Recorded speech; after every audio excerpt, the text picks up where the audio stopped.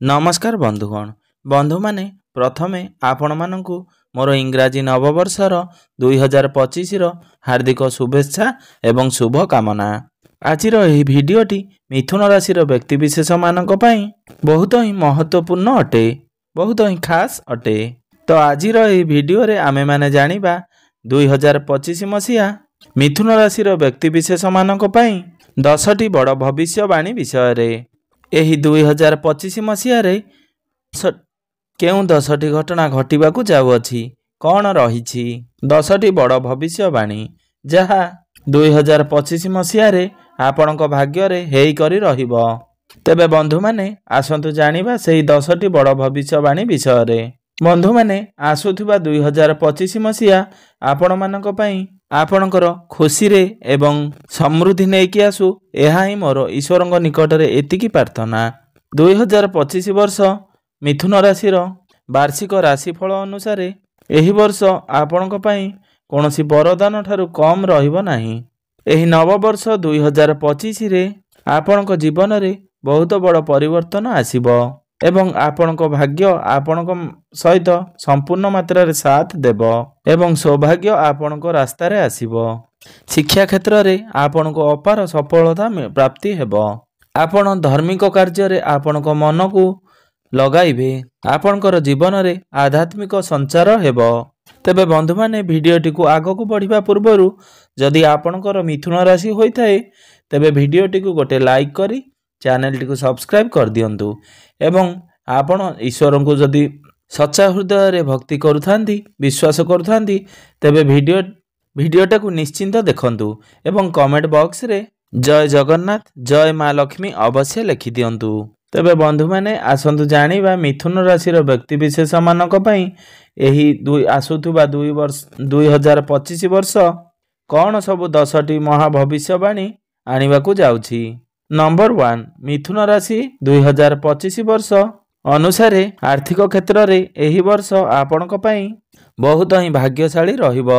एही वर्ष आपण धन इनकम करिवार बहुत अवसर प्राप्ति हेबो एवं आपण पर्याप्त धन अर्जन करिवारे सफलता लाभ करिवे।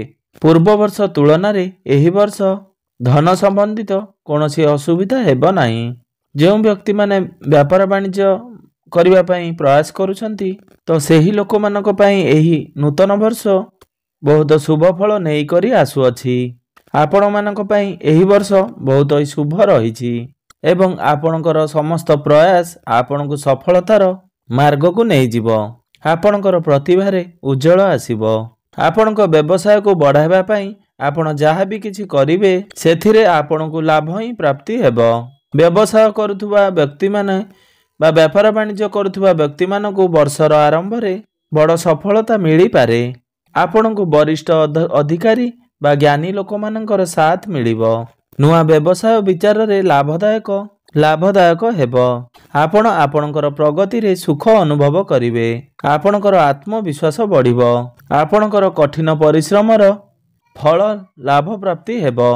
नंबर 2 मिथुन राशि वार्षिक राशिफल अनुसार 2025 आपण को कौनसी रोगर चिंता देव नाही।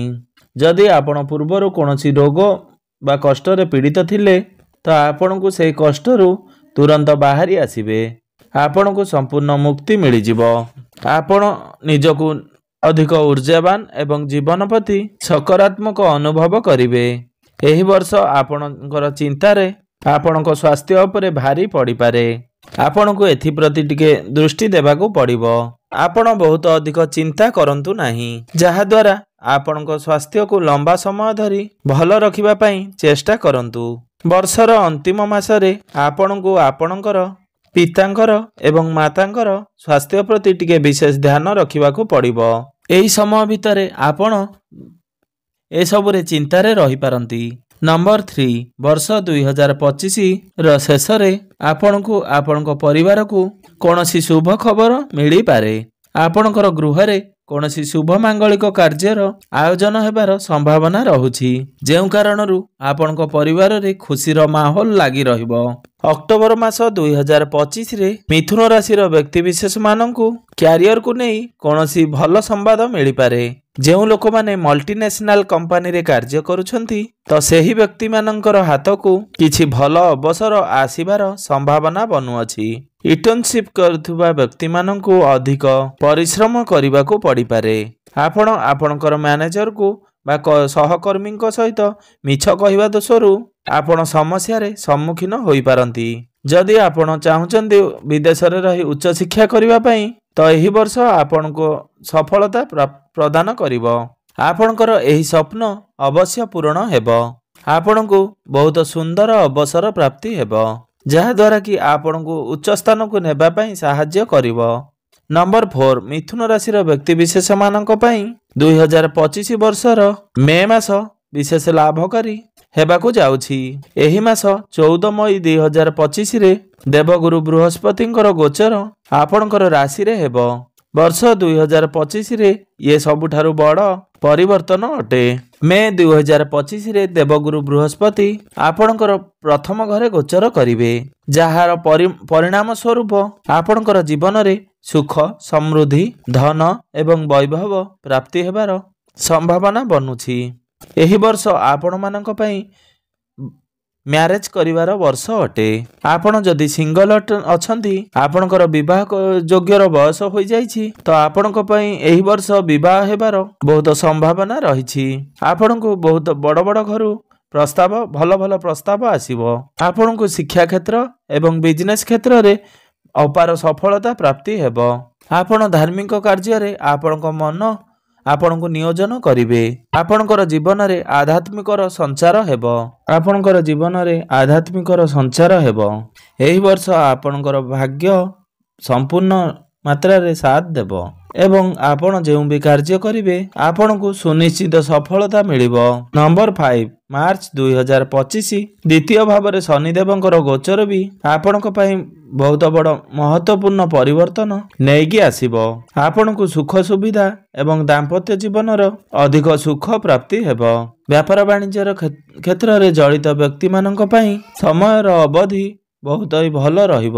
ଆପଣଙ୍କର ବ୍ୟବସାୟକୁ ଜଡ଼ିତ ନୂଆ ବିଚାର ଆପଣଙ୍କର ବ୍ୟବସାୟକୁ ପ୍ରଗତି ପାଇଁ ଲାଭଦାୟକ ପ୍ରଦାନ କରିବ। ଏହି ଅବଧିରେ ପରିବାର ବଢ଼ାଇବା ପାଇଁ ଯୋଜନା ମଧ୍ୟ କରିପାରନ୍ତି ଏବଂ ଆପଣଙ୍କର ଦାମ୍ପତ୍ୟ ଜୀବନରେ ଶୁଭ ସମାଚାର ଆପଣଙ୍କୁ ମିଳିବ। ଆପଣ ଆପଣଙ୍କ ସନ୍ତୁଳନ ପାଇଯିବେ। ନମ୍ବର 6 ମିଥୁନ ରାଶି ବାର୍ଷିକ ରାଶିଫଳ 2025 ଅନୁସାରେ ଏହି ବର୍ଷ ଆପଣଙ୍କ ପାଇଁ ଅତ୍ୟନ୍ତ ଶୁଭ ରହିବ। 2025 ଆଶାଜନକ ପରିଣାମ ଆଣିପାରେ। ଆପଣଙ୍କୁ କମ୍ ପ୍ରୟାସରେ ଅଧିକ ଲାଭ ପ୍ରାପ୍ତି ହେବ। ଏହି ବର୍ଷ ଆପଣଙ୍କ ଆୟର ବଢ଼ାଇବା ପାଇଁ ଆପଣଙ୍କୁ ପଦୋନ୍ନତି ମିଳିବ। ଆପଣ ଆପଣଙ୍କର ଭବିଷ୍ୟତ ପାଇଁ ଭଲ ଯୋଜନା ବନାଇ ପାରିବେ। ଯଦି ଆପଣ ଆପଣଙ୍କର ପରିଶ୍ରମର ପ୍ରୟାସ ଯୋଗୁଁ ଜାରି ରଖନ୍ତି ତ ଏହା ଆପଣଙ୍କୁ ଆଗାମୀ ଭବିଷ୍ୟତ ଉଜ୍ଜଳ ପାଇଁ ସାହାଯ୍ୟ କରିବ। ମିଥୁନ ରାଶିର ପ୍ରଥମ ଭାବରେ ଦେବଗୁରୁ ବୃହସ୍ପତିଙ୍କର ଗୋଚର ହେତୁ ଆପଣଙ୍କର ଜୀବନରେ ସକାରାତ୍ମକ ପରିବର୍ତ୍ତନ ଆସିବା ଆରମ୍ଭ ହୋଇଯିବ। ନମ୍ବର 7 ବର୍ଷ 2025 ଯଦି ଆପଣ କୌଣସି ପ୍ରାଇଭେଟ୍ କମ୍ପାନୀରେ ଜବ୍ କରୁଛନ୍ତି ତ ଆପଣଙ୍କୁ ନୂଆ ନୂଆ ସୁଯୋଗ ମିଳିବ। ଚାକିରି ପଇସା ଆପଣଙ୍କ ପାଇଁ ଅତ୍ୟନ୍ତ ଅନୁକୂଳ ରହିବ। ଆପଣଙ୍କର ଅଫିସରେ ଆପଣଙ୍କର ଟିମ୍ ବା ଆପଣଙ୍କର ସିନିୟର ମାନଙ୍କର ସହଯୋଗ ପୁରା ପ୍ରାପ୍ତି ହେବ। ଆପଣ ଆପଣଙ୍କର କାମ ଦ୍ୱାରା ଆପଣଙ୍କ ମାଲିକ ବା ବସ୍କୁ ପ୍ରଭାବିତ କରିବାରେ ସକ୍ଷମ ହେବେ। ଆପଣଙ୍କର ସଂଘର୍ଷ ବା କଠିନ ପରିଶ୍ରମର ଫଳ ଆପଣଙ୍କୁ ସମ୍ପୂର୍ଣ୍ଣ ରୂପରେ ପ୍ରାପ୍ତି ହେବ, ଯାହାର ପରିଣାମ ସ୍ୱରୂପ ଆପଣଙ୍କୁ କୌଣସି ଗୋଟିଏ ବଡ଼ ଦାୟିତ୍ୱ ବା କୌଣସି ଭଲ ପଦ ମିଳିବାର ସମ୍ଭାବନା ବନୁଅଛି।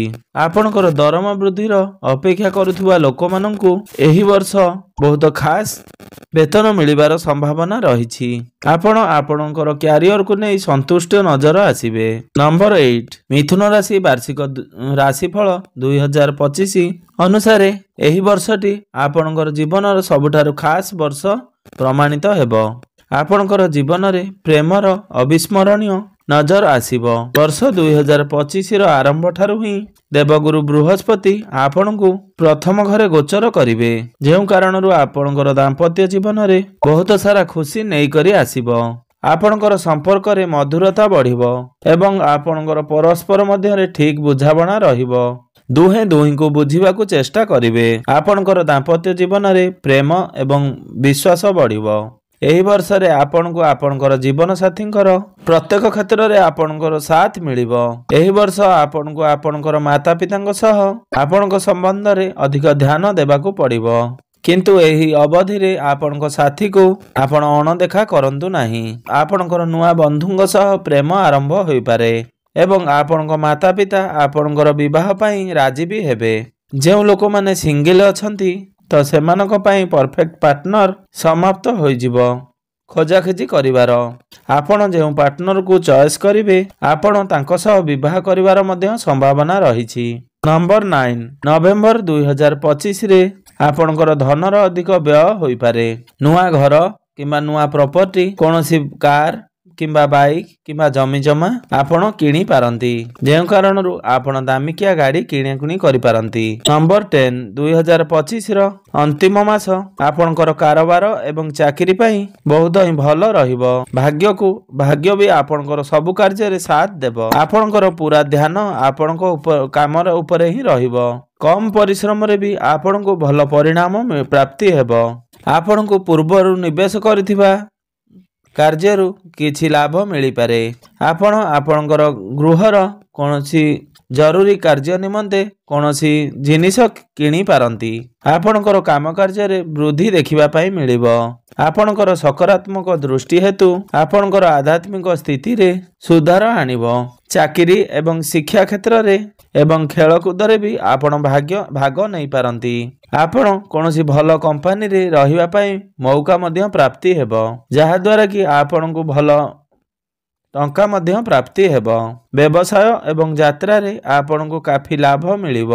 ତେବେ ବନ୍ଧୁମାନେ, ଏହା ଥିଲା ଆପଣଙ୍କ ପାଇଁ ସେହି 10ଟି ମହାଭବିଷ୍ୟବାଣୀ ଯାହା 2025 ବର୍ଷରେ ଆପଣଙ୍କର ଭାଗ୍ୟରେ ଘଟିକିନା ବି ରହିବ।